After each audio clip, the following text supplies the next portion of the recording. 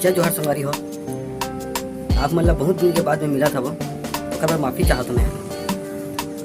आपने कहा किस्सा सुना तुम्हारे दोस्त के, मोर दोस्त के नाम है काली।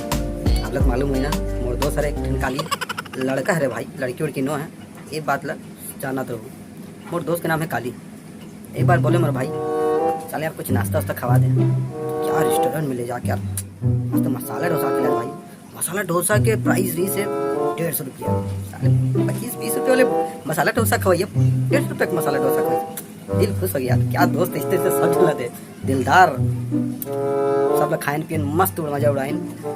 फिर बोले मकाली भाई अब खा पिया तो दे, समस्या खत्म कर दे, एक तनऊ समस्या वो सुन लेते। काली बोले क्या समस्या बोल, हर बार की तरह वही बोलते क्या समस्या बता, सब हल करूँ।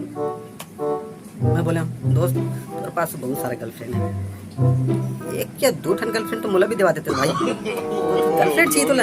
अरे ले गर्लफ्रेंड ले ले, घूम फिर मस्त मजा उड़ा। क्या कर भाई गर्लफ्रेंड तो दे दी, सांस एक ठन के खर्चा नहीं उठा सका तुम्हें।